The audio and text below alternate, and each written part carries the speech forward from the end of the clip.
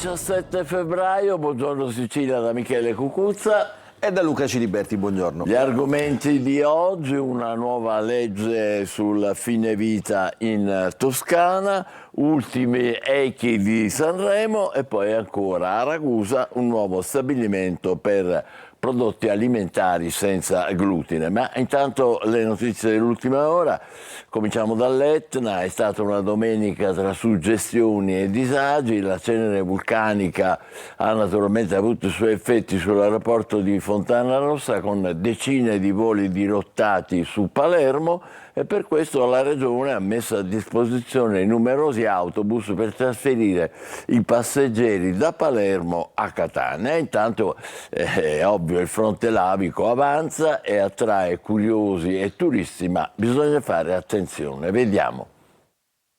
La domenica andata in archivio ha dispensato suggestioni e disagi, tutti legati all'Etna, con l'immancabile emissione di cenere caduta nel catanese.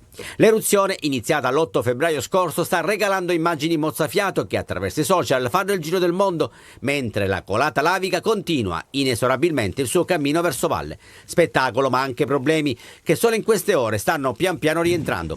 Ieri l'allerta rosso per l'aviazione a causa della forte attività esplosiva dal cratere di sud-est ha paralizzato l'aeroporto Fontanarossa, chiuso per gran parte della giornata.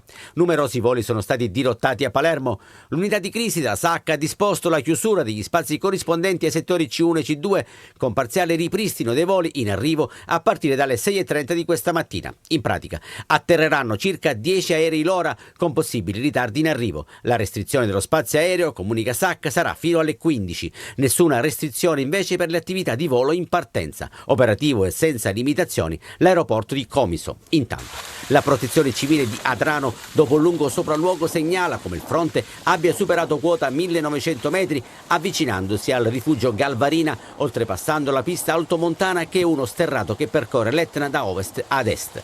Queste invece sono le immagini di un gruppo di vulcanologi recatosi sulla sommità del vulcano per prelevare e analizzare campioni di lava e risalire all'origine profonda del magma. E si estende il numero di comuni pedemontani che hanno emanato ordinanze per limitare gli accessi alle zone sommitali, d'intesa con la protezione civile, dopo l'imprudenza di incauti turisti avvicinatisi troppo al fronte lavico. C'è un rischio esplosioni imprevedibili quando la lava incontra la neve, quindi occorre prestare molta attenzione.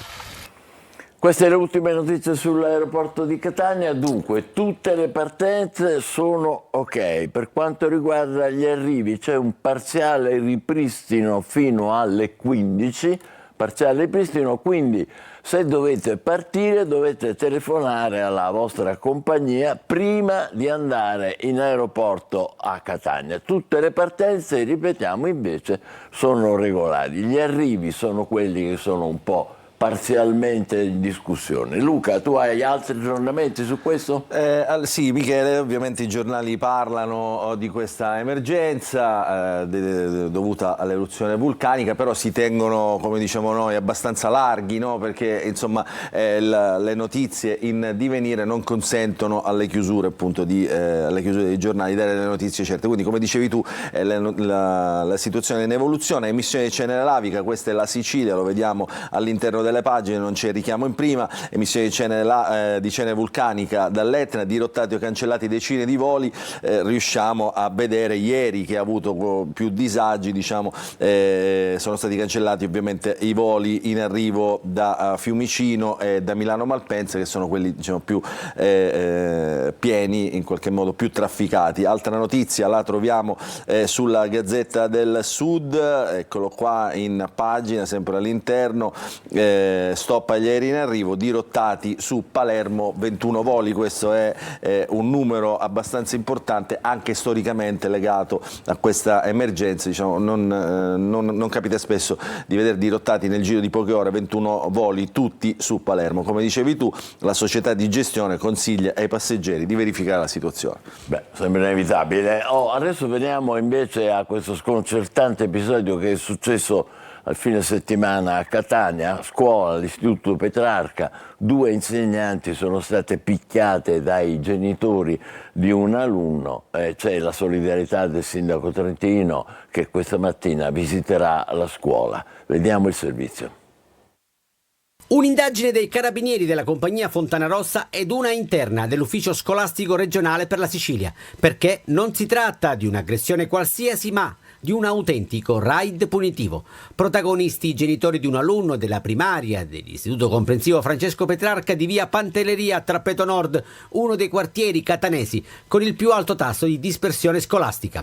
Vittime 2 maestre finite in ospedale con prognosi di 3 e 6 giorni. L'aggressione è avvenuta all'uscita da scuola quando i genitori del bambino si sono scagliati contro le maestre. Una addirittura è stata pestata, strattonata, tirata per i capelli e gettata per terra, mentre l'altra, dopo essere stata spintonata, è riuscita a scappare. Ai presenti non è rimasto altro che allertare il 112. Sul posto è arrivata una pattuglia dei carabinieri che avrebbe identificato gli aggressori. A quanto pare il bambino avrebbe riferito di essere stato rimproverato in classe, da qui la sconcertante reazione dei genitori. Seguiamo da vicino e con attenzione lo svolgimento delle indagini, ha dichiarato Giuseppe Pierro, direttore generale dell'ufficio scolastico regionale per la Sicilia. Condannano l'episodio il sindaco di Catania Trantino e l'assessore alle politiche scolastiche Guzzardi si recheranno nel plesso di via Pantelleria per testimoniare ai genitori, agli insegnanti e alla dirigenza scolastica la concreta vicinanza delle istituzioni alle maestre aggredite e a tutto il mondo della scuola. Luca, vediamo un po' cosa dicono i quotidiani su questo. Allora, la novità più interessante arriva dal quotidiano La Sicilia, anche per territorialità, ovviamente si tratta di Catania, il titolo è questo, lo vediamo: maestre picchiate, la verità nei video, le indagini dei carabinieri, nell'aggressione all'uscita la madre non sarebbe stata sola, non riusciamo a vederlo, credo adesso chiediamo alla regia di mettere la pagina perché non la vediamo, il caso finisce sul tavolo dell'assessorato regionale. Ecco, abbiamo la pagina adesso anche in video. Che cosa è successo? Allora, intanto dice la collega del quotidiano La Sicilia, sono a buon punto le indagini per ricostruire quello che è successo venerdì scorso, quindi tutto è contestualizzato a venerdì scorso nell'istituto Petrarca di via Pantelleria. Via Pantelleria si trova, e lo sottolinea anche l'articolo, a Trappeto Nord, la zona, il teatro dove è avvenuta la fuga di gas, insomma, che sta causando tanti disagi agli abitanti della zona. Il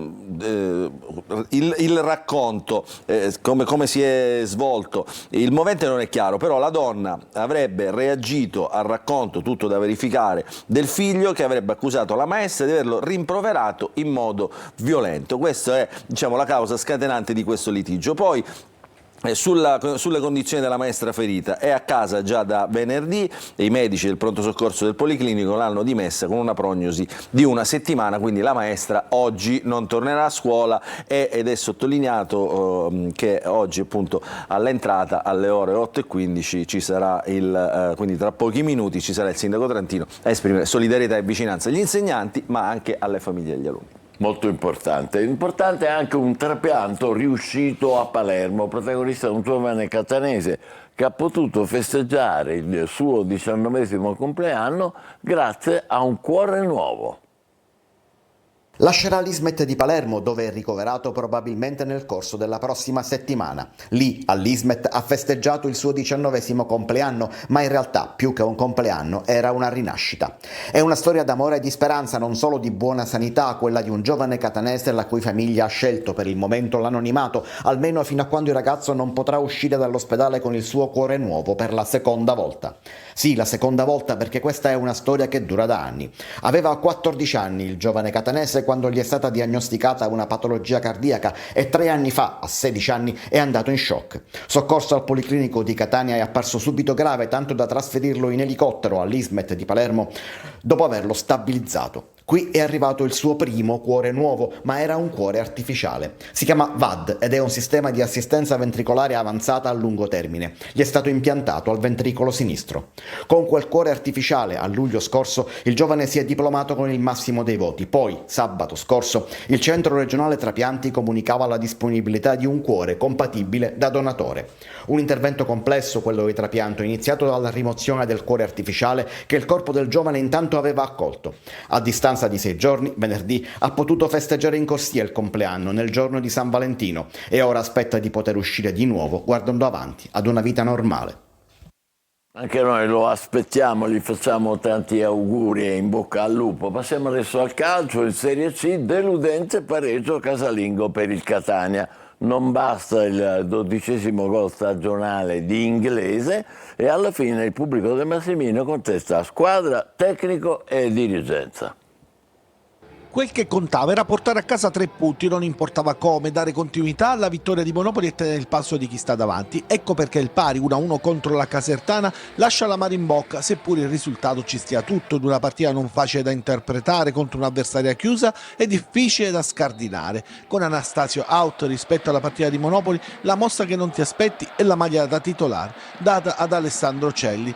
Il Catania tiene il gioco per almeno il primo quarto d'ora, ma fa comunque fatica contro una Casertana che si difende bene, con ordine, concede pochi spazi ed i rossazzurri sono sempre sull'allerta perché i campani appena possono spingono con decisione. A metà tempo cresce la Casertana, si fa più intraprendente, Del Fabbro e Vano danno vita al duello più bello fatto di fisiche e sportellate. In un primo tempo con poche emozioni serve l'episodio per sbloccarla e l'episodio arriva però al termine di un'azione di cuore e polmoni del Catania. La sgroppata di Guglielmotti sulla destra, l'intervento dell'ex Contec che in spaccata anticipa De Paoli appostata ad 1 metro alla porta, il tocco di mani Falaschi in aria proprio sotto gli occhi dell'arbitro Russini e rigore che trasforma in Inglese scrollandosi di dosso la polvere che aveva dallo scorso 5 gennaio. Il vantaggio mette il Catania avanti ma non fa decollare la partita che si trascina al 45esimo senza sussulti.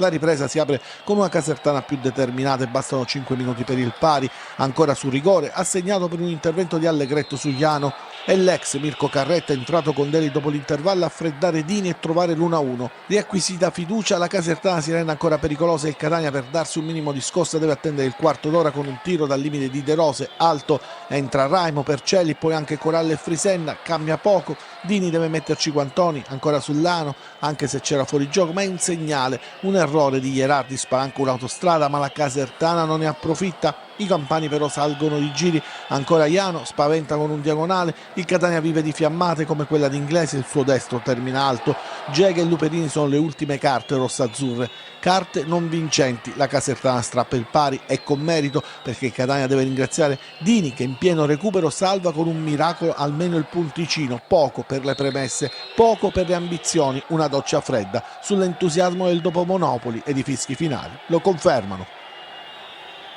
A te Luca, vediamo un po' cosa dicono i quotidiani siciliani. Allora, intanto vediamo il Catania, così diciamo, vediamo anche la Sicilia che commenta appunto questa partita.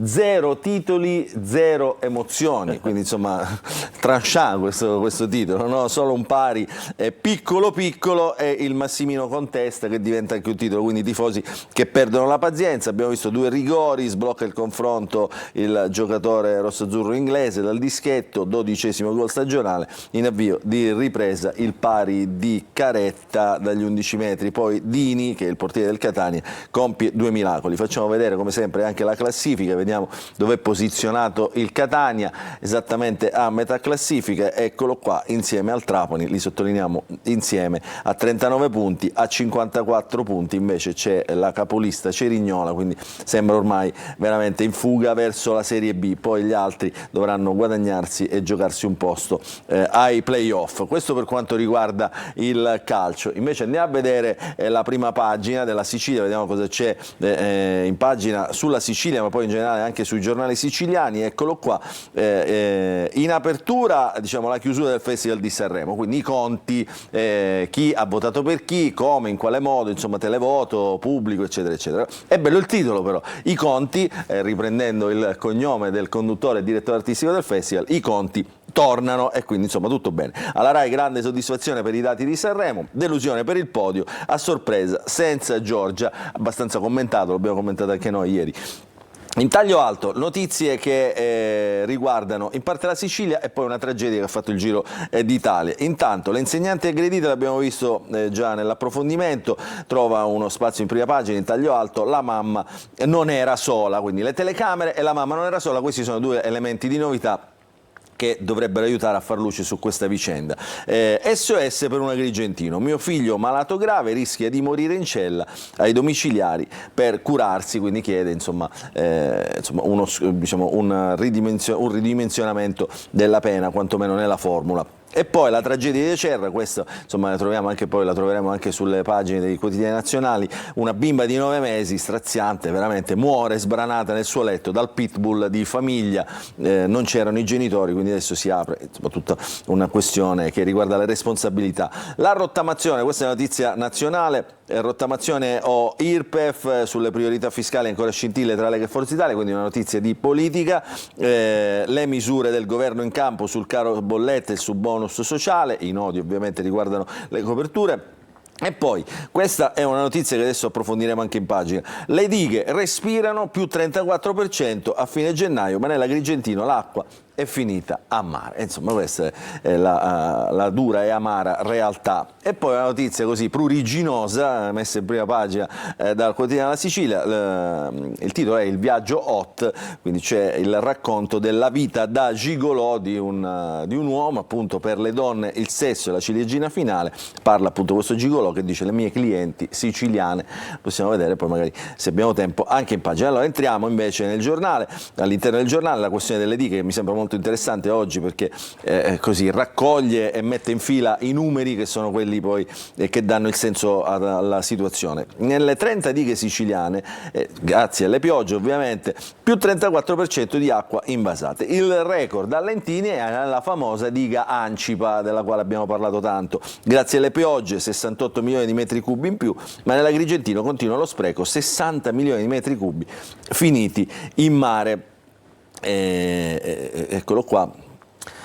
Lo vediamo in pagina, il dato più eclatante sul mancato accumulo dell'acqua derivante dalla piovosità si registra ad Agrigento, nel comprensorio di Ribera, dove tecnici e studiosi del bacino del fiume Sosio-Verdura avrebbero calcolato che in un'annata media di piogge tra 50 e 60 milioni di metri cubi di preziosissima acqua se ne vanno in mare inutilizzati nel canale di Sicilia. Per il fiume oggi senza sbarramento c'è un progetto senza finanziamento vecchio di oltre 30 anni, queste insomma le belle notizie che arrivano dalla Sicilia, no Michele? Insomma, fanno sempre onore insomma, alla cronaca. Poi ieri Schifani è andato alle terme di Cireale, ha fatto un sopralluogo, la regione ci ha messo i soldi sia per le terme di Sciacca sia per le terme di Cireale, partner privati per farne un polo d'eccellenza. È un settore, dice il Presidente della Regione, che non si sostiene solo col pubblico e quindi si cercano partner privati. Andiamo a vedere a Catania. La notizia del gigolò ce la riserviamo poi per la fine della nostra puntata di oggi, ci chiudiamo in maniera pruriginosa. Allora, ieri commentavamo appunto le parole espresse dal vescovo Renna, no Michele, con queste prese di posizione sempre molto più spesso all'interno della vita della città. Quindi dopo l'annuncio della cassa integrazione i sindacati plaudono alle parole dell'arcivescovo sulla questione STM, quindi CGIL e FIOM a Renna alleiamoci, quindi cercano l'alleato in questo caso, come se fosse un politico. Sinistra Italiana attacca il governo e il ministro Urso, da loro inerzia sconcertante. Oggi incontro dei lavoratori con il senatore Magni di Alleanza Verdi e Sinistra. Ancora in pagina cantiere Lumaca, il sindaco diffida l'impresa. Qui siamo a Calatabbiano, fermi da tempo i lavori nel plesso scolastico finanziati con i fondi del PNRR. L'Etna più che sulla questione ritardi, eruzione, quindi questioni diciamo molto tecniche, c'è un appello che si rincorre, no Michele? Lo abbiamo visto in tutti questi giorni. Attenzione, dicono questa volta i tecnici del soccorso alpino e speleologico, non sostare a meno di 200 metri dal fronte della colata lavica. Perché? Perché ci sono le esplosioni inattese che potrebbero diventare pericolose. Tutto questo nella prima pagina della Sicilia di Catania, poi dove troviamo tante notizie di cronaca. Ieri, anzi il sabato, è cominciato il Carnevale del Cireale, eccolo qua, gran pienone nel primo fine settimana, tanti turisti stranieri è il dato più confortante. Quindi il Carnevale, tra l'altro i giorni del Carnevale sono previsti da calendario nel fine mese. Andiamo a vedere invece la prima pagina del Giornale Sicilia. Vecchio continente, terra di pascolo per gli interessi delle due superpotenze, il governo francese urgente parlare di sicurezza, quindi ultima chiamata per l'Europa. Questo è un titolo ovviamente di politica nazionale, Trump, anzi internazionale, Trump e Putin parlano di Ucraina e ignorano l'Unione Europea, lo vedremo ovviamente con più approfondite notizie sui quotidiani nazionali. Macron invita tutti a raccolta a Parigi, oggi è il giorno appunto del vertice per non finire travolti dal nuovo asse Stati Uniti-Russia. Cosa c'è diciamo, nel resto della pagina? E come sempre il Giornale Sicilia il lunedì mette a centropagina lo sport, Palermo solo un pari, eccolo qua con il Mantova, Dionisi contestato e poi il Sorrento blocca il Trapani sullo 0-0, le notizie di prima pagina riguardano spesso la Sicilia occidentale, perché lo ricordiamo, il Giornale Sicilia ha sede a Palermo. In basso, taglio basso, altre notizie che riguardano invece la Sicilia, il caso Ricciardo, subito il sostituto, il caso Ricciardo è il burocrate che diciamo, si è fatto da parte dopo le polemiche, insomma, perché è indagato, quindi Schifani incontra oggi la Lega per avere un nuovo nome, un vertice per verificare la spesa dei fondi. Resta fitto invece per quanto riguarda le notizie di mafia il giallo su Motisi, è morto, non è morto, come è morto, si attendono controlli dalla Colombia, nelle carte del Maxi Blitz spunta l'aiuto di Auteri al latitante. E poi a Palermo lavori per il tram, alberi da togliere, quindi paga sempre il verde quando bisogna costruire. Gazzetta del Sud, il risanamento non deve fermarsi, eccolo qua l'apertura, Gazzetta del Sud nell'edizione di Messina, il titolo fa riferimento ovviamente anche alle polemiche per le dimissioni del commissario per il risanamento, dopo le polemiche con il governo regionale. Il risanamento non deve fermarsi, sono 1300 le famiglie costrette a vivere ancora nella baraccopoli. Grave se fosse la città a pagare il prezzo dello scontro interno a Forza Italia, in campo gli ambasciatori di pace. In taglio alto notizie che riguardano intanto l'Etna che abbiamo visto, eccolo qua, Etna spettacolo ma anche disagio a Fontanarossa, poi Messina, la città, parcheggio e aree di Torre Morandi, si apre il cantiere, poi sulla A20 la ricostruzione del cavalcavia. Quindi autostrada chiusa, questa è una notizia di servizio fino a venerdì, pesanti e inevitabili disagi nel tratto tra Rometta e Milazzo, questo è un tratto molto trafficato dell'autostrada che conduce da Messina a Palermo o da Palermo a Messina. In pagine poi altre notizie di cronaca nazionale, ovviamente il festival con il vincitore Carlo Conti, tutti i numeri e il calcio. Michele. A proposito di traffico, vediamo com'è la situazione a Catania, in diretta con il commissario capo Marcello Scalia. Buongiorno commissario, a lei la parola. Mi sente? Altrimenti vediamo adesso qualche immagine o da via Vincenzo Giuffrida o dal Tondo Geni. Vediamo un po'. Per il momento vediamo ancora altri quotidiani. Allora possiamo fare una pausa e ci rivediamo. Ecco qua. Adesso abbiamo le immagini, questa è il Tondo Geni di Catania, lo vedo qui in studio ma non in diretta, adesso sì, ecco vedete c'è un traffico intenso naturalmente, e vista l'ora anche per l'ora della scuola, ma anche perché ci sono i soliti semafori pedonali, vedete sono code abbastanza, come dire, abbastanza fitte. Questa è la situazione invece in via Vincenzo Giuffrida, dove il traffico è scorrevole e non è neanche molto intenso. Bene, adesso ho intravisto poco fa il commissario Scalia, le do ancora il buongiorno e la prego di aggiornarci sulla situazione del traffico dalle nostre parti. Buongiorno direttore, buongiorno. Allora, registriamo notizia degli ultimissimi minuti, un incidente tra Corsia di Sorpasso sulla A20 Messina-Palermo in direzione di Messina al chilometro 17. Un incidente, un tamponamento diciamo per fortuna non di entità grave, la nostra pattuglia è giunta sul posto e l'incidente quindi è in via di risoluzione. Per il resto non vi sono criticità particolari sulla nostra rete di competenza, ad eccezione dei problemi legati agli orari di punta e alla cantieristica stradale, per cui registriamo in tangenziale code e rallentamenti per traffico intenso tra i paesi etnei e lo svincolo di Misterbianco. Registriamo identica situazione sulla diramazione A18 tra San Gregorio e Catania Centro, mentre sulla A18 nel tratto tra Acireale e Catania in direzione di Catania vi sono appunto rallentamenti, questa volta dovuti alla presenza di stradale. Per quanto riguarda le altre problematiche sono riguardanti più che altro interventi strutturali di lunga durata, per cui sulla A20 abbiamo la chiusura del tratto compreso tra gli svincoli di Rometta e Milazzo per interventi di ricostruzione del cavalcavia numero 3, così come sulla A18 Catania Siracusa Modica sempre per interventi di manutenzione si registra traffico limitato interdetto al transito di automezzi pesanti superiori a 75 quintali di massa complessiva, e tra gli svincoli di Passo Martino e Lentini code e rallentamenti per lavori all'interno della galleria San Demetrio. Sulla 19 permane la chiusura dello svincolo di Enna per chi procede in direzione di Palermo, e quindi l'uscita obbligatoria è allo svincolo di Mulinello, e sulla strada statale 192 permangono i lavori di rifacimento del tratto superficiale del ponte di Ittaino, per cui l'uscita consigliata è indirizzata verso lo svincolo di Catenonuova e la successiva uscita allo svincolo di Agira in entrambi i sensi di marcia. Per il resto non vi sono altre problematiche.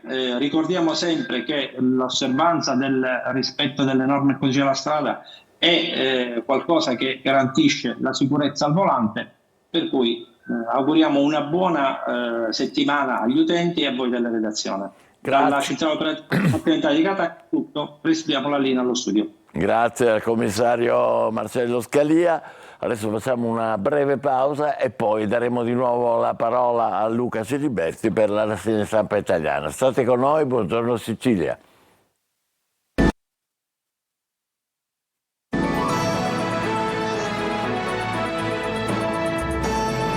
Buongiorno Sicilia, rassegna stampa dei quotidiani nazionali con Luca Siliberti. Grazie Michele. Allora, oggi la politica internazionale ovviamente in primo piano, come abbiamo visto anche da qualche quotidiano regionale che ovviamente fa qualche richiamo in prima. Vertice europeo oggi a Parigi, dopo diciamo, le evoluzioni degli ultimi giorni, sembra diciamo, che l'Europa sia stata esclusa da quest'asse Stati Uniti-Russia per trovare un punto di incontro, una pace in Ucraina, in questo conflitto che ormai si prolunga da anni. Allora, il Corriere della Sera, eccolo qua, così lo leggiamo direttamente dai titoli e interpretiamo i titoli. Kiev, il duello Europa-Stati Uniti. Non le mando a dire il Corriere della Sera, che è un giornale molto equilibrato, il primo quotidiano italiano, insomma il duello, quindi parla di duello tra Europa e Stati Uniti. Da Macron, vertice con alcuni leader dell'Unione Europea, NATO e Starmer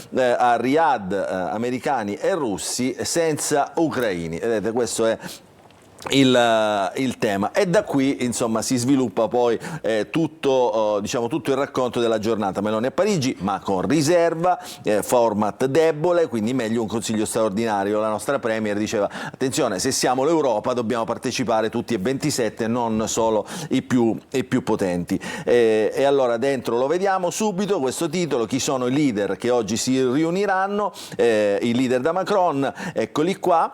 Il premier francese Emmanuel Macron, presidente, Giorgia Meloni, la presidente del Consiglio italiano, Scholz, il cancelliere tedesco, Starmer, il premier britannico, Donald Tusk, il premier polacco, e poi Pedro Sánchez, il premier spagnolo. Nell'altra pagina vengono messi anche gli altri. Chi sono?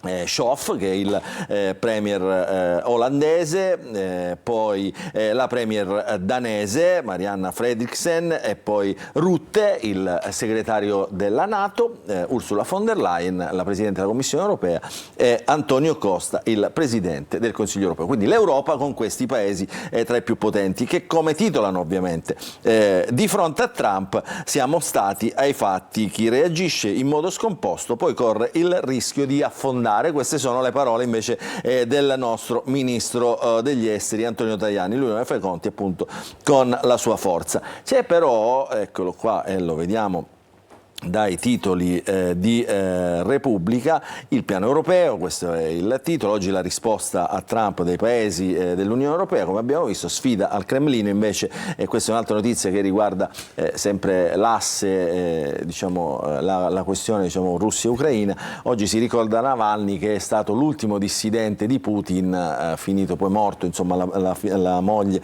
è stata isolata. Una forza di interposizione, un inviato ai ai negoziati. Questa è l'ipotesi che porterebbe, ecco, questa era la notizia che stavo per darvi, porterebbe, diciamo, un unico nome diciamo, al tavolo delle trattative. Qual è questo unico nome? C'è l'ipotesi che possa essere anche la Merkel, la ex premier della Germania. Interessante che partecipi anche la Gran Bretagna a questo vertice, che pure non fa parte dei 27. Che pure non fa parte dei 27, e appunto viene messa perché appunto come soggetto, diciamo, importante, interlocutore importante all'interno dell'Europa allargata. Pronta a inviare truppe, ha fatto sapere il premier. Sono tutti pronti, diciamo, a inviare truppe. Che cosa succede? Però questa è la notizia, insomma, che racconta il retroscena di Repubblica. La nostra premier è irritata però da questa iniziativa, irritata per due motivi. Uno, perché ha preso la palla Macron, e quindi questa cosa, diciamo, come sappiamo, i rapporti tra Macron e la nostra premier non sono mai stati idilliaci, e quindi la premier prova a sfilarsi, poi cede, quindi va all'incontro con una postilla, dice attenzione però, perché Trump è un nostro alleato, non è un nemico, quindi dobbiamo dialogare, non possiamo fare muro contro muro. Questa è la posizione della premier, che difende le parole di J.D. Vance, che è stato a sua volta diciamo, molto critico nei confronti dell'Europa. E quindi diciamo, questa è la posizione del nostro paese. Andiamo a vedere il titolo della Stampa: non si fa la pace, ancora più esplicita, prendendo in prestito le parole del nostro ministro degli esteri: non si fa la pace senza Europa. L'intervista appunto ad Antonio Tajani, l'Ucraina appunto oggi vertice da Macron, i dubbi di Meloni vanno evitate, pose contro gli Stati Uniti. Questo, diciamo, la presa di posizione in qualche modo anche di buonsenso del nostro premier, che diciamo, cerca di dialogare almeno con gli alleati storici che sono gli Stati Uniti. Parla anche Conte, leader dei 5 Stelle, lo ricordiamo, i 5 Stelle sono stati da sempre critici nei confronti degli aiuti all'Ucraina, quindi non inviare le armi, quindi Conte riprende questa posizione a nome dei 5 Stelle, no a più armi, porto l'Italia in piazza, quindi ringalluzzito, insomma, da queste polemiche anche il Movimento 5 Stelle, e vediamo in pagina appunto l'intervista a Giuseppe Conte. Dice: Meloni è un ininfluente cheerleader di Trump, parole pesantissime contro il premier italiano. È una conferenza di pace, chiede Conte, con Cina e i paesi emergenti del BRICS, dell'area BRICS. Il leader del Movimento 5 Stelle chiede più integrazione europea, ma critica lo scorporo dei costi per la difesa. Governo e Commissione europea mettono il cappio a collo a famiglie e imprese, mobiliteremo la piazza. Quindi riporta tutto all'interno dei confini italiani. Il leader del Movimento 5 Stelle è ex premier, perché insomma è cominciato anche con lui, diciamo, questo racconto. Andiamo a vedere gli altri quotidiani. Oggi, diciamo, tra tutti cominciamo con i quotidiani politici, con Il Foglio, perché questa è la notizia di cui parlano tutti. Lei è Marina Berlusconi, quindi parla Marina Berlusconi, intervistata dal direttore del Foglio, Claudio Cerasa. Marina Berlusconi, che non ha mai, diciamo, espresso posizioni, no, su politica, economia, insomma non si è mai come dire, messa a nudo sui temi della politica. Lo fa in questa intervista, tant'è vero che poi viene ripreso in tutti i giornali, su tutti i giornali.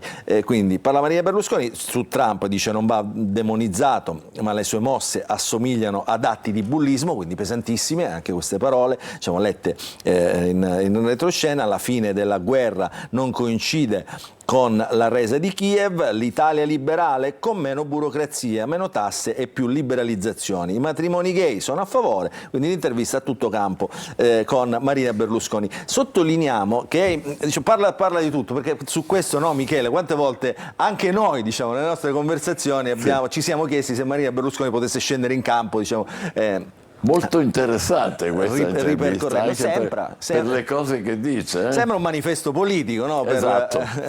Per chi un po' mastica i temi della tu che hai politica. parlato spesso di centro, mi pare che siamo da quelle parti. Esattamente, però lei che cosa fa? Lei insomma prende, cioè, mette i puntini, no? Faccio l'editore, dice. Il problema della divisione dell'Occidente mi colpisce soprattutto dal punto di vista culturale, perché è vero che le grandi autocrazie globali, la Russia, la Cina, l'Iran, sono una minaccia politico-strategica ed economica, ma quelle dittature oggi fanno fronte comune anche in un campo diverso, ideale, ponendosi apertamente come modello alternativo al nostro. Anche questa è una posizione, quindi facciamo squadra tutti con i paesi dell'Europa. Oggi tutti dovremmo aver chiaro che l'Europa, infatti viene sottolineato nei sommari all'interno della prima pagina, l'Europa non è un'opzione ma una scelta obbligata, servono più libertà e più concorrenza, questo vale per l'Europa. Nella seconda pagina ovviamente di questa bella e lunga, questa bella e lunga intervista, se riesco a prenderla velocemente, eccolo qua, ovviamente la foto con il papà, eccolo qua, Silvio Berlusconi, il pendolo di Marina, eccolo qua. Sono convinta che parla di famiglia, non possa essere ingabbiati schemi, modelli standard, ma ognuno debba avere il diritto di creare la propria insieme alla persona che ama. Quindi tutto un bel racconto, la nostra posizione su Mediobanca, MPS, parla anche di economia, questo per dire che veramente questa è un'intervista a tutto campo, e poi attenzione, sono assolutamente antifascista, così come sono assolutamente anticomunista. La sintesi di questa posizione è chiaramente il centro a cui tutti ispirano. Abbiamo dedicato molto spazio a Maria Berlusconi, allora andiamo a vedere i quotidiani politici velocemente come raccontano la giornata di oggi. Il Giornale, quotidiano di centrodestra, parla dell'Ucraina, ma come vedete prende le parole di Marina Berlusconi: Trump non distrugga l'Occidente, quindi posizione abbastanza netta della politica. Il Fatto Quotidiano invece parla della fine della guerra, quindi tregua già a Pasqua, Riyadh i negoziati, a Parigi i piagnistei, mentre Libero, che non le manda mai a dire, la diplomazia frufru, l'ultima macronata, il presidente francese improvvisa un vertice a Parigi, piano americano per l'accordo del cessate il fuoco, e vedete quello che dicevamo prima, Michele, le parole di Marina Berlusconi conquistano davvero tutti i quotidiani. Bene, allora adesso diamo un'occhiata al tempo, grazie a Luca, e poi dopo parleremo del fine vita in Toscana. C'è una nuova legge, l'unica in tutte le regioni italiane. State con noi, buongiorno Sicilia. Un saluto e ben ritrovati da Daniele Berlusconi di Trebi Meteo. Aumenta la pressione sull'Italia nella giornata di lunedì, tempo in prevalenza stabile e asciutto, ma con qualche annuvolamento irregolare sia in Valpadana che sul versante adriatico. Per quanto riguarda la Sicilia, avremo dunque una giornata in prevalenza soleggiata, il tempo migliora con ampie schiarite ovunque, qualche nuvola sparsa ma senza particolari conseguenze. Anche la ventilazione sarà in indebolimento, così come il mare generalmente poco mosso. Le temperature si mantengono stazionarie, valori diurni intorno ai 15-17 gradi. Nella giornata di martedì avremo una maggior variabilità per la presenza di aria un po' più umida sullo Ionio, che favorirà degli annuvolamenti in particolare sul versante orientale e su quello meridionale, con anche qualche locale precipitazione in particolare sul catanese. Le temperature si mantengono stazionarie con valori diurni sempre intorno ai 15-17 gradi. Per il momento è tutto, maggiori dettagli sull'app di Trebi Meteo. Buongiorno Sicilia, l'argomento che vogliamo affrontare adesso è la novità che c'è in Toscana, è la prima regione italiana che garantisce ai malati tempi e modalità certi per l'accesso al suicidio medicalmente assistito. È un tema molto importante, molto delicato, che ha destato e desta anche polemiche e punti di vista contrapposti. Ne vogliamo parlare in collegamento con Matteo Mainardi, che è coordinatore della campagna sul fine vita. Buongiorno e benvenuto Matteo. Buongiorno, grazie per l'invito. Bene, il Consiglio regionale toscano ha approvato, dicevamo, a maggioranza la legge di iniziativa popolare che è stata promossa dall'associazione Luca Coscioni. Prima di entrare nel merito sulla legge, per capire bene di che cosa si tratta, le chiederei come mai solo la Toscana? È possibile nel nostro paese che una regione decida da sola su un tema così importante, così delicato, controverso come quello del suicidio assistito, Mainardi?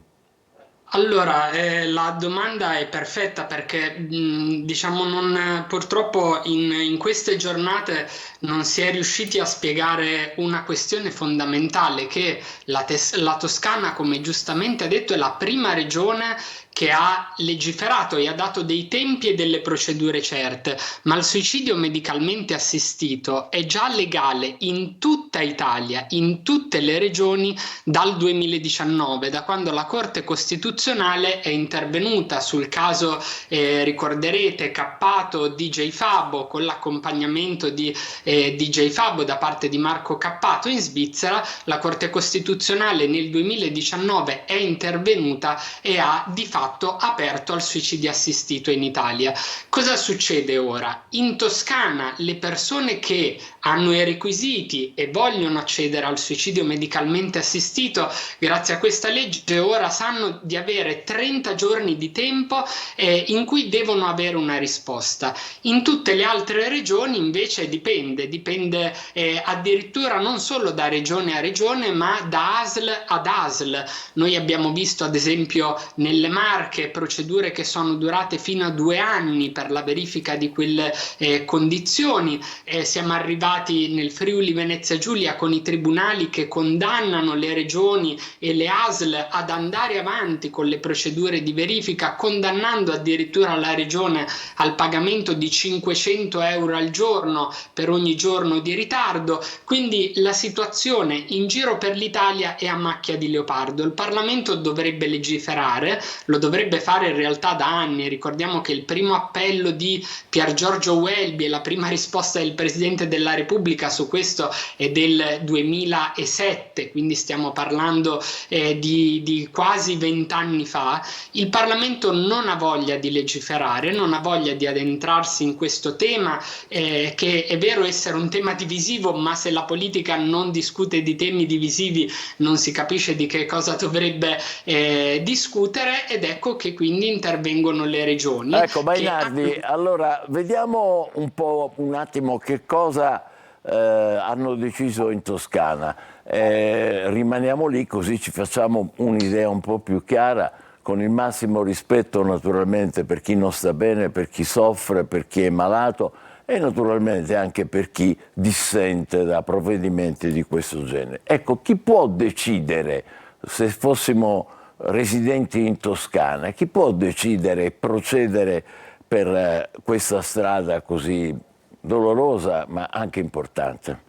Sì, la Corte Costituzionale ha fissato 4 requisiti che ovviamente non sono stati toccati dalla Regione Toscana, anche perché non avrebbe potuto farlo, per l'accesso a questa pratica, e sono la maggiore età, sì, la piena capacità di intendere e volere fino all'ultimo momento, quindi non solo nel momento della richiesta, la presenza di patologie inguaribili e portatrici di gravi sofferenze per la persona, e l'ultimo requisito è quello della presenza di trattamenti di sostegno vitale. Quindi al momento una persona deve essere appunto maggiorenne, deve avere una patologia per cui non c'è più possibilità di cura e soprattutto deve sopravvivere grazie a dei macchinari o a dei farmaci. Deve essere quindi sempre cosciente, scusi l'interruzione, non si... Esatto, deve essere sempre cosciente. Questo è un requisito fondamentale per il suicidio assistito come c'è ora in Italia, ma anche per l'eutanasia nei paesi che la consentono. Nel momento in cui si perde la capacità di intendere e volere, ci sono altre possibilità di ottenere il proprio fine vita, ad esempio facendo precedentemente un testamento biologico, quindi lasciando le proprie disposizioni anticipate, ma il suicidio assistito in quanto tale, quindi l'aiuto da parte del sistema sanitario ad ottenere la propria morte, lo si può avere solo se si è lucidi fino all'ultimo secondo. Chi è contrario a questa legge, ho letto, ha detto: ecco, la Toscana è diventata come la Svizzera, adesso chi vuole andare a suicidarsi va in Toscana. Allora, non è così perché per ottenere il servizio da parte del sistema sanitario regionale toscano bisogna essere residenti in Toscana. Però vorrei dire una cosa su questo, perché è vero che i contrari stanno dicendo la Toscana è come la Svizzera, ma noi ricordiamoci che la Svizzera è sempre lì. In realtà la Svizzera è la Svizzera. Chi vuole fare questo tipo di scelte in assenza di una legge nazionale chiara, nazionale, continua ad andare in Svizzera, e questo è un tema di cui dovremmo occuparci, Certo. perché altrimenti questi viaggi che denunciamo eventualmente dall'Emilia Romagna alla Toscana in realtà continuano a succedere da tutta Italia verso la Giusto. Svizzera. Mainardi, le chiedo ancora, tenendo sempre conto della delicatezza del tema, qual è la procedura che si avvia nel momento in cui, ammettiamo, una persona decida, diciamo, di intraprendere questa strada volontariamente, coscientemente verso il fine vita? La procedura prevede una richiesta da parte della persona direttamente interessata alla propria ASL, e la propria ASL, ricevuta quella richiesta, deve costituire una commissione medica multidisciplinare. Sono previsti 7 professionisti, dal palliativista all'infermiere, lo specialista della malattia in questione, lo psicologo, lo psichiatra, e questa commissione medica deve recarsi a casa della persona e verificare le sue condizioni di salute, quei 4 requisiti di cui parlavo prima. La commissione medica a quel punto farà una relazione che invierà al comitato etico territorialmente competente. Ogni ASL ha un proprio comitato etico. Questo comitato etico riceverà quella relazione e darà il proprio parere. Ottenuto questo parere, appunto, si invierà al paziente con quindi un via libera o meno al procedere al suicidio medicalmente assistito.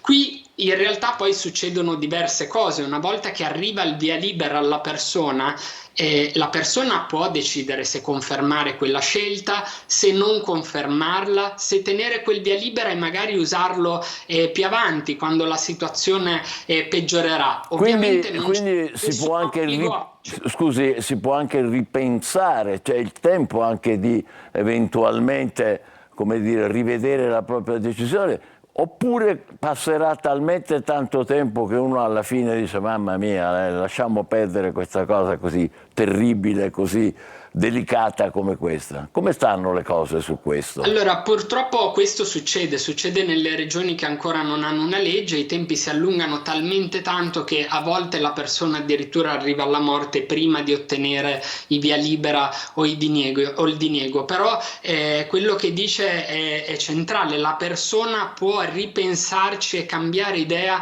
fino all'ultimo momento, è per quello che deve essere capace di intendere e volere per tutta la procedura. E guardi, dalla esperienza dell'associazione Luca Coscioni abbiamo aiutato tante persone in questi anni. Quello che vediamo è che tantissime persone in realtà, una volta ottenuto il via libera in Italia o in Svizzera, poi quel via libera non lo utilizzano, ma sentendosi libere di poter decidere e vedendo di avere una via di uscita nel caso in cui la situazione degenerasse, ecco, riescono a trovare nuova forza per continuare a curarsi, nuova forza per continuare a proseguire quell'ultimo tratto della propria vita. L'ultima cosa che le chiedo, Mainardi, telegrafica, anche se il tema è importantissimo: chi è contrario a questa legge dice è incostituzionale, non è soltanto moralmente, come dire, da respingere, ma anche costituzionalmente non è accettabile. Allora, l'incostituzionalità la citano dicendo che non è competenza della regione occuparsi di questo, ma in realtà appunto la regione ha fatto solo il suo dovere, cioè ha organizzato il sistema sanitario, non ha fissato un diritto, il diritto c'era già grazie alla Corte Costituzionale, e quindi ha fatto quello che la regione fa verso qualsiasi trattamento sanitario: ha organizzato le proprie ASL. Se prima in Toscana 5 ASL si comportavano in maniera diversa, ora tutti usano la stessa procedura. Se poi è incostituzionale vedremo l'impugnazione da parte del governo e la Corte Costituzionale deciderà, però è importante che una regione abbia sollevato il tema e abbia detto è ora di iniziare a discuterne politica. Noi la ringraziamo molto per la chiarezza e la pacatezza con cui Matteo Mainardi, coordinatore della campagna su Fine Vita, ci ha esposto questo tema, ripetiamo, così delicato per chi soffre, ma anche dal punto di vista etico, naturalmente con la libertà di scelta e di opinione di ognuno di noi. Adesso tra un po' parleremo di temi, un argomento decisamente più leggero, parleremo degli ultimi scampoli di Sanremo dopo il festival. State con noi, breve pausa e poi un ospite per commentare Sanremo. Buongiorno Sicilia.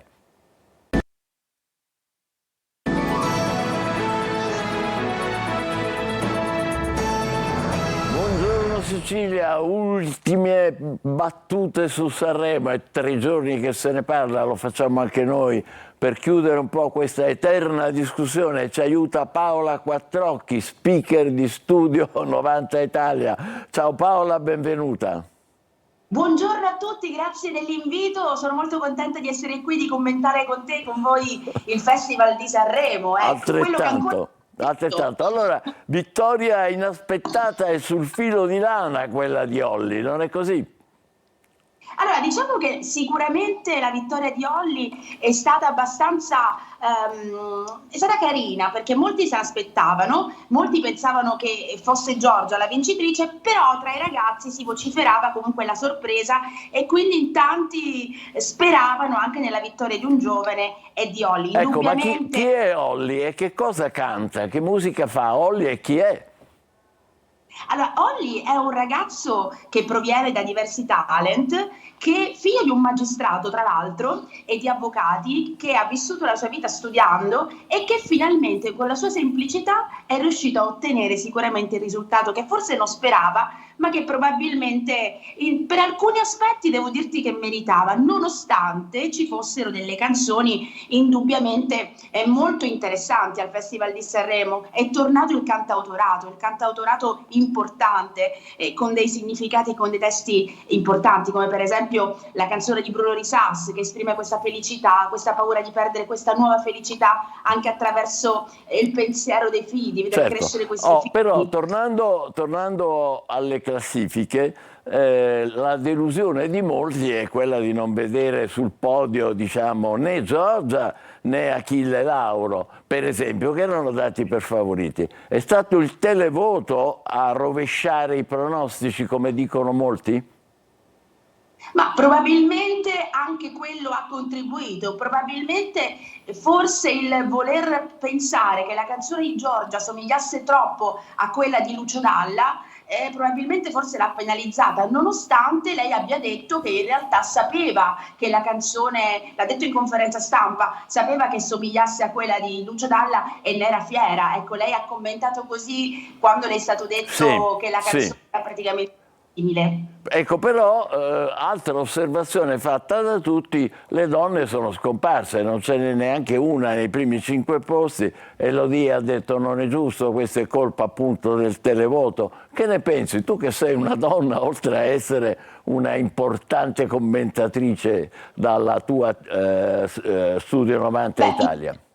Ovviamente mi dispiace non vedere sul podio una donna, mi dispiace non vedere sul podio Giorgia in questo caso, perché meritava, al di là del fatto che sia una donna o meno, era importante che una bella canzone comunque arrivasse nel podio e purtroppo non è stato così. Senti, tu hai appena detto il ritorno del cantautorato, però c'è anche chi ha letto questo Sanremo come un festival del riflusso, del ritorno dei sentimenti alla vecchia maniera, dei rimpianti, come dice la canzone stessa vincitrice. Non è così? Come rispondi a queste osservazioni critiche? Dico che quando si parla con il cuore, attraverso la musica si raggiunge un obiettivo.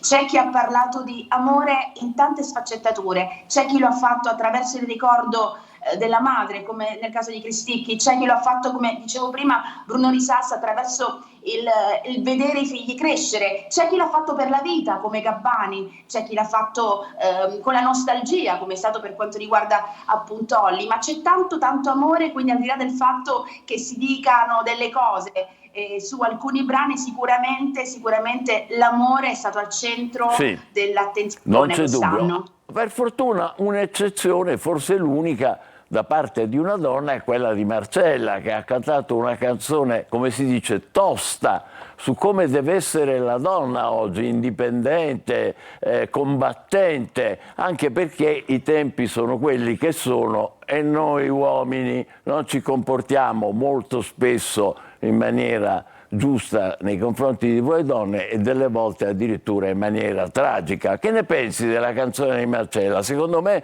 è finita ultima, 19esima, eppure era una delle più belle per i contenuti, no?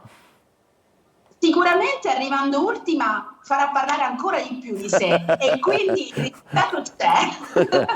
E poi è stata trasgressiva, è stata Marcella, a me è piaciuta Marcella perché è stata sincera, è stata se stessa e soprattutto mi è piaciuta moltissimo quando con tutto il cuore ha voluto dedicare il brano delle cover a Gianni Bella, e quindi secondo me questo è stato un atto veramente emozionante, dolcissimo, e quindi applauso a Marcella per questa cosa. Ancora una parola su Cristicchi, anche lì un po' divisivo, ammesso che sia possibile questo tra i cantanti, perché chi ha apprezzato, come il sottoscritto se posso, questo tema così importante, l'amore per la madre, l'Alzheimer, e chi ha detto siamo ai sentimentalismi un po', come dire, un po' retorici. Tu che ne pensi?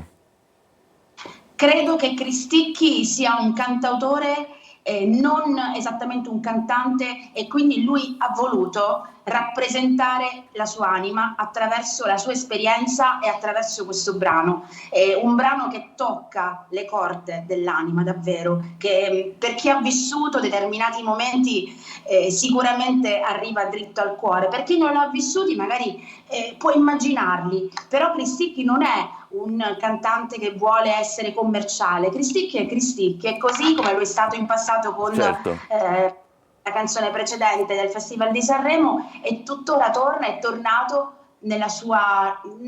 Lui è questo è Cristicchi, e a noi piace così, secondo me deve stare. Molto importante quello che tu dici, sempre nell'ambito naturalmente di, come dice Bennato, delle canzonette. Stiamo parlando di canzonette, non stiamo parlando di cose stratosferiche, però dobbiamo parlare degli ascolti straordinari di questo festival, che ha battuto tutti i record precedenti, e molti già dicono Conti è il nuovo Baudo, che salutiamo, Pippo, perché speriamo ci ascolti da qui, dalla Sicilia. Però pur essendo divisivo qua e là il festival, in realtà è un festival del trionfo degli ascolti, questo è inequivocabile, sarai d'accordo? Hanno un po' detto che il successo di Amadeus in passato sia stato anche grazie alla vicinanza con Fiorello. Per quanto riguarda Carlo Conti, invece, il suo successo è sicuramente dovuto al fatto che lui ha voluto rappresentare in maniera tranquilla, normale, sincera il suo festival, facendosi accompagnare da diversi conduttori, ma restando sempre nella sua normalità. Ho sentito dire da alcuni che per alcuni versi poteva sembrare un po' più noioso, ma devo dire che nel corso delle serate Carlo Conti è riuscito a conquistare tutto il pubblico italiano, e questo lo abbiamo visto grazie agli ascolti, e con gli ascolti che ci sono stati altissimi.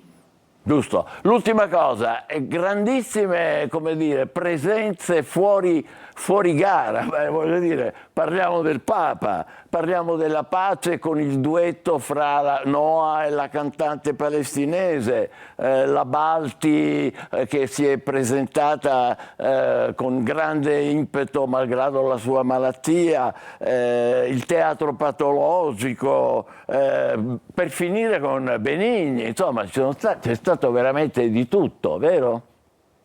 È vero, momenti strepitosi. Benigni ovviamente ci ha regalato, come sempre, dei momenti ironici, simpatici, di riflessione, come lo è stato per Bianca Balti, come lo è stato chiaramente per il Papa, e poi va bene anche Duran Duran che sono Anche, tornati come certo. Certo. E poi la cosa che mi ha fatto ridere, che non c'entra niente con gli ospiti importanti, ma una presenza tra i duetti di Topo Gigio, ragazzi, dove la vediamo? Quindi, no, vabbè, lasciando stare questo, sicuramente anche gli ospiti sono stati interessanti, anche lo spettacolo che ha fatto Giovanotti, facendo ritrovare tutti insieme tanti batteristi, tanti musicisti insieme, è stata davvero una bella idea quella di Giovanotti. Fantastico, ci sarebbero tantissime altre cose da condividere con te, grazie davvero per essere stata con noi, il tempo nostro stringe, ma io ti voglio ringraziare. Paola Quattrocchi, speaker di Studio 90 Italia, alla prossima, con molto piacere, ciao. Grazie adesso... a voi, è stato presto. Buongiorno Sicilia continua, facciamo una breve pausa, poi torneremo in Sicilia parlando di un nuovo stabilimento gluten free a Ragusa. State con noi, buongiorno Sicilia.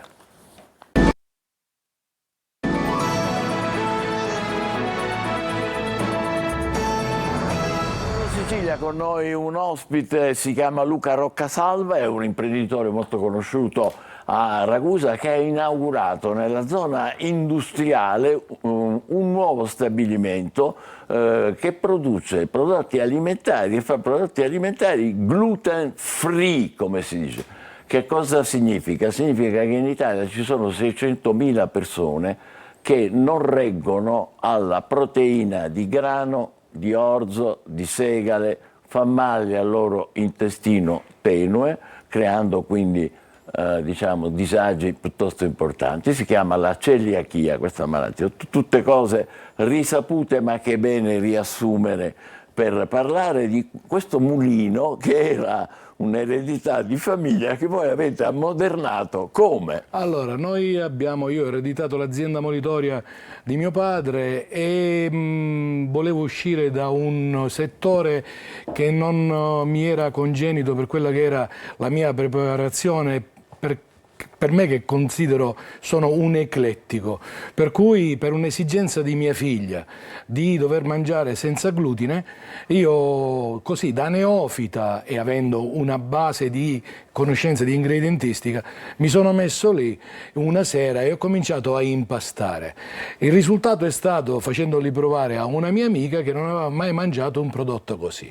E quindi che cosa producete? Allora, noi partiamo dalla miscelazione, compriamo ingredienti in tutta Europa, quindi dalle fibre all'amido deglutinato, farina di riso, tapioca e mais, le misceliamo con la nostra ricetta, tant'è vero che abbiamo anche l'impianto certificato. Stiamo vedendo poi il vostro laboratorio lì. L'impianto certificato del Ministero della Salute, e in base a delle nostre ricette noi abbiamo due impianti, uno che produce le miscele per panificazione, per pasticceria e anche soluzioni enzimatiche per aziende alimentari, e un altro che produce i prodotti da forno finiti. Parliamo di dolci e salati. La differenza che oggi noi facciamo, e lo posso dire, e questa è una cosa che fa la differenza a livello mondiale, sull'altissima qualità, e noi oltretutto facciamo anche consulenza a grosse aziende alimentari come un sarto che cuce l'abito su misura, ma soprattutto avendo un contatto diretto con le persone celiache, noi facciamo dei prodotti sia come farine sia come prodotti da forno a seconda delle patologie che hanno le persone. Caspita, quindi proprio con una accuratezza straordinaria. Fate anche i biscotti croccanti, fate anche la pizza. Qualsiasi cosa, noi facciamo dal pane tipico anche della provincia di Ragusa, pane a pasta dura, l'amichetta, basi per pizza precotte, integrali e normali, e siamo stati anche a Rimini, abbiamo presentato facendo la differenza tra tante aziende concorrenti che rispetto, la brioche col tuppo, che è identica se non migliore a quella glutinosa. Ecco. Qui siamo al punto, cioè i sapori e i valori nutrizionali sono, naturalmente sapendo che abbiamo eliminato il glutine, sono, come dire, equivalenti? Dico anche di più. Di più. Oggi dico questo, che chi fa senza glutine di alta qualità, va a vedere proprio l'esigenza delle persone, perché oggi si deve fare prevenzione e non più cura. Io dico sempre alle persone: andate a guardare l'etichetta, un'etichetta clean label, questo è quello che faccio formazione, ma soprattutto oggi chi fa senza glutine, non di qualità, carica i prodotti con zuccheri e con grassi, con monodigliceridi degli acidi grassi che poi alla fin fine fanno male.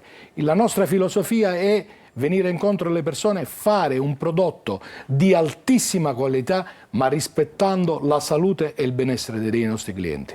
È sbagliato pensare che servirsi, nutrirsi di prodotti gluten free come quelli che fate può servire anche per la linea, per dimagrire? Allora, posso dire una cosa: di bassa qualità è sbagliato, perché sono carichi di grassi e di zuccheri. Di alta qualità non fa dimagrire se è abbinata, come facciamo noi, a un piano alimentare che è normale anche per le persone che mangiano col glutine, perché tutto deve essere bilanciato. Sicuramente se mangi senza glutine eviti il carico del glutine nelle pareti intestinali. Appunto. E questo dà problemi non solo sulla celiachia, ma anche addirittura di intolleranza ad altre sostanze. È il carico costante del glutine nelle pareti intestinali. Noi però questo l'abbiamo scoperto solo recentemente, è da qualche decina d'anni che ci occupiamo di questo. Ma perché secondo me non è stato studiato abbastanza e molte persone quando hanno determinati problemi le associano ad altre patologie. Sì, è vero. E quindi a volte dice quando mi dicono per esempio ho mangiato una pizza che mi ha fatto male, anche le persone che sono intolleranti al glutine, io dico scusa, ma quanti ingredienti c'erano in questa pizza? Non era il problema dell'impasto del glutine, ma magari era un problema di qualche sostanza che era all'interno dell'insieme degli ingredienti che costituivano questa pizza. Certo. Quindi si deve fare attenzione anche a questo. Certo, la cura, naturalmente l'attenzione a questi prodotti. Lei parlava, se posso permettermi, anche di un'esperienza personale, lì che è nata un po' la sua, Allora, si è rafforzata la sua La nostra azienda non è sensibilità. nata per fare business come tanti pensano, tant'è vero che chi entra nella nostra azienda vede come sorridono i nostri dipendenti. Noi siamo una grande famiglia, non esistono dipendenti, esiste una famiglia perché è nata da un'esigenza di mia figlia che per 3 mesi doveva mangiare senza glutine. E quindi là, quando io mi sono messo in questo mercato, ho detto ma mia figlia deve mangiare con questi prodotti? Mi sono messo la sera, ho comprato tutte le farine che c'erano in commercio, ho chiamato una mia amica, qual è la migliore? Su quella ho creato una miscela, ho provato a fare del pane e ho cominciato a dare dignità a queste persone, perché anche dal banchetto al catering che abbiamo fatto alla nostra inaugurazione sono venute le persone che non sono celiache e hanno mangiato tutto senza accorgersi della differenza. Oggi non c'è bisogno, il messaggio che voglio dare io, di identificare un posto dove si fa food escludendo, dicendo si mangia senza glutine. No, il messaggio nostro è: puoi mangiare tutto senza glutine, senza accorgerti. Ah, è fantastico questo, è davvero un progresso importante. E sono molte le aziende come le sue, per esempio in Sicilia? Allora in Sicilia ci sono altre aziende, però forse non rispecchiano la stessa filosofia. Se oggi noi andiamo in qualsiasi evento, facciamo assaggiare i nostri prodotti, il sorriso, e anche addirittura è successo che molte persone si sono messe a piangere perché mi hanno detto noi sentiamo i sapori che non abbiamo mai sentito, oppure le persone che prima mangiavano col glutine, poi hanno mangiato senza glutine, hanno perso il sapore, con noi l'hanno riacquistato, riacquistano non solo il sapore ma anche visivamente il prodotto, perché dico sempre quando faccio delle consulenze che noi dobbiamo utilizzare tutti i nostri sensi. I sensi sono il primo, quello visivo, olfattivo e del palato. Giusto. Se rispettiamo questo abbiamo raggiunto il nostro obiettivo.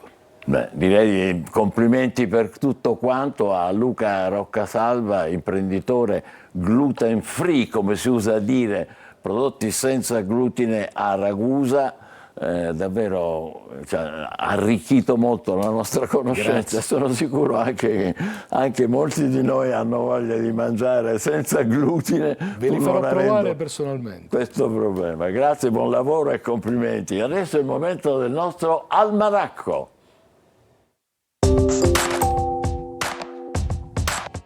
Il 17 febbraio si celebra la festa nazionale del gatto. Ogni parte del mondo festeggia il gatto in un giorno diverso dell'anno.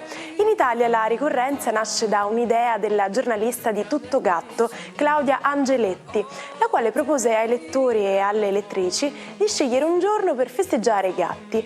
Vinse la proposta del 17 febbraio per rompere la tradizione scaramantica che considera il 17 un numero sfortunato e ricondurlo a un senso positivo, come la credenza che i gatti abbiano molteplici vite. Una vita per 7 volte per l'esattezza. Per legge una colonia felina è costituita anche da soli 2 gatti, va tutelata e curata e non può essere spostata. Questo felino rappresenta un elemento culturale particolarmente interessante. Basti pensare alla colonia felina di Torre Argentina a Roma, che vive tra antichi templi romani, creando un singolare connubio tra storia antica e tutela degli animali. Ma è possibile il teletrasporto? La risposta è alquanto intrigante e dipende da cosa si intende per teletrasporto.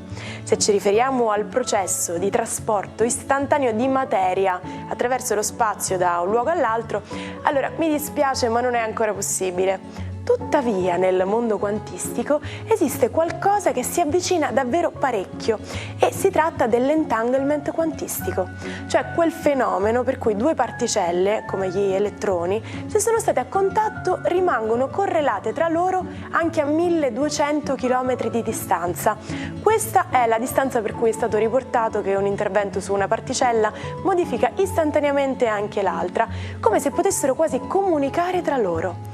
Questo in linea teorica può avvenire per distanze infinite.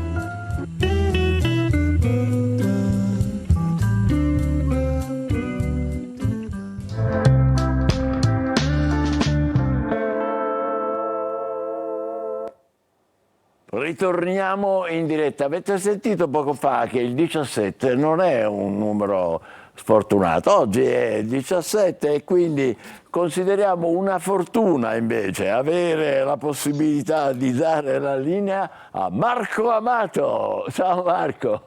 Buongiorno Michele, ben trovato. E beh, in America sì, è un giorno fortunato. È il un giorno 17. fortunato, e come no. Senti, ma lì che succedono? Le canzoni di Sanremo su quella tazzina? Beh sì. Non lo so. Anche perché reduce da quella che chiamo la settimana santa per me della musica. E sapete che il vostro astrologo è un grande appassionato di Sanremo e avevo fatto delle previsioni.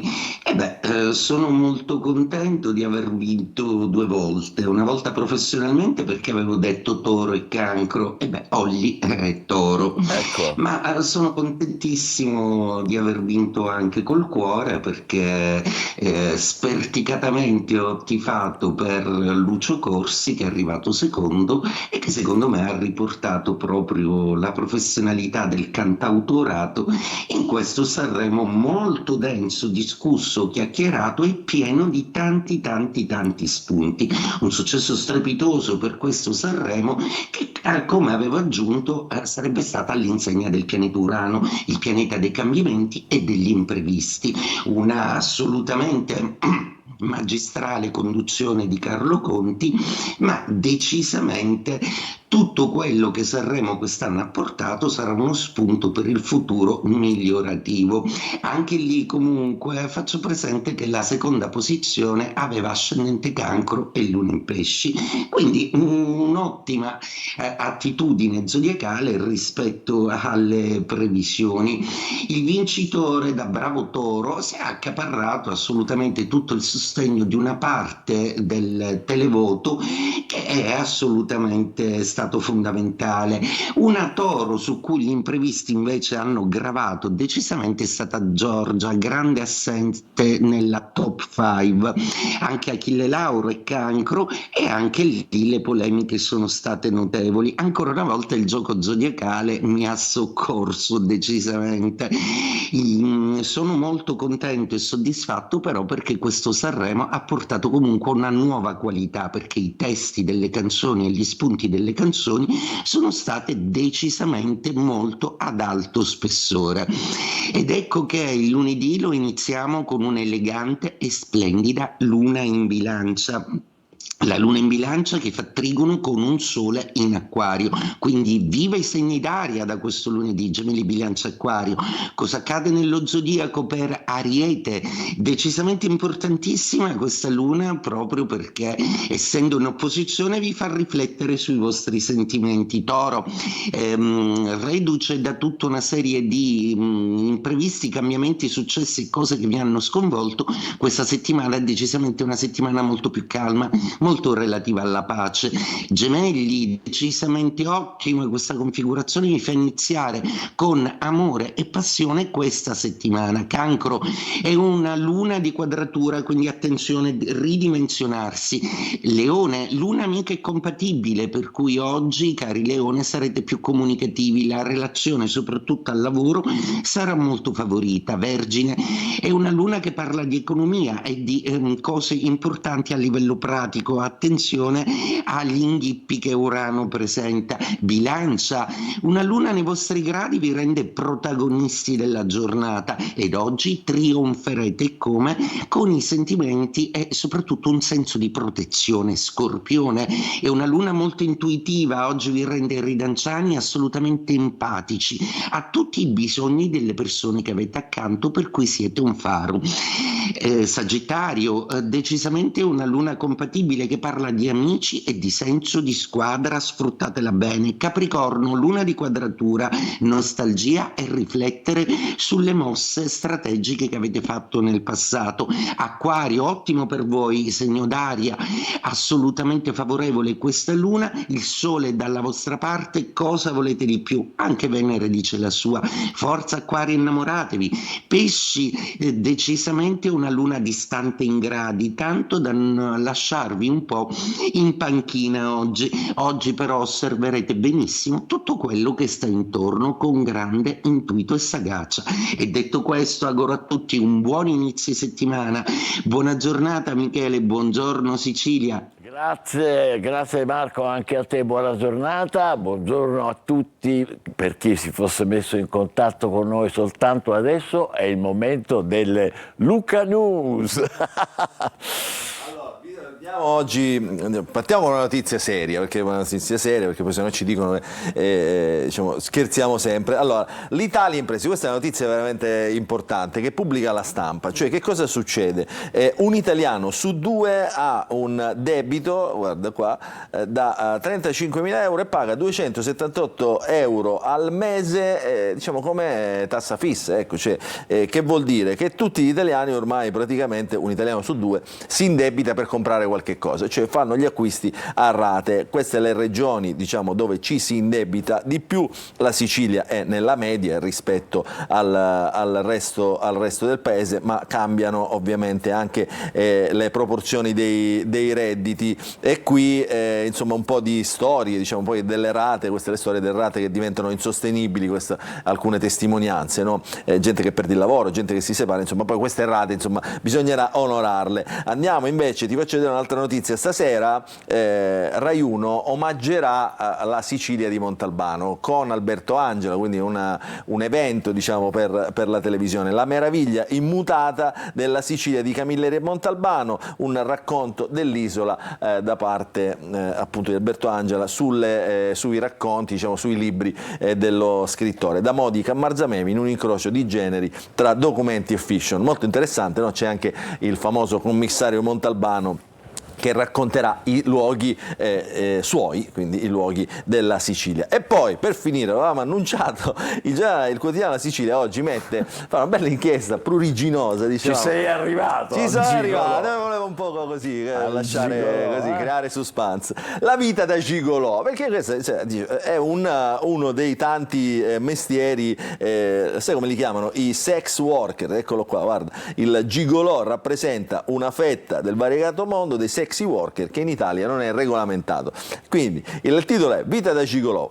Fra la prima volta, il finto fidanzato, il sesso è soltanto la ciliegina finale, cosa vogliono le donne, servizi tradizionali e alternativi. Su alternativi lascio ampio spazio alla fantasia del lettore, come si dice in questi casi, e poi c'è una testimonianza che non è questo, perché questa è una foto ovviamente così d'archivio, una foto generica, questo si chiama Roy, a Catania sono stato contattato da un marito e poi ospite di un'imprenditrice iblea. Non sveliamo ovviamente, così i nostri lettori, i nostri telespettatori possono andare a comprare il giornale se ne vogliono sapere di più, però caro Michele c'è un mondo che noi insomma, non conosciamo evidentemente, ma esiste. Noi invece ci tuffiamo nella musica con Ed Sheeran, che è nato il 17 febbraio del 1991. Lui vi presenteremo fra poco la canzone Perfect, che lui aveva dedicato alla sua compagna, che poi è diventata sua moglie, e racconta la bellezza di stare insieme, costruire una famiglia e invecchiare mano nella mano. Altro che gigolò, caro Luca, vai con Perfect. Ed Sheeran, buongiorno Sicilia.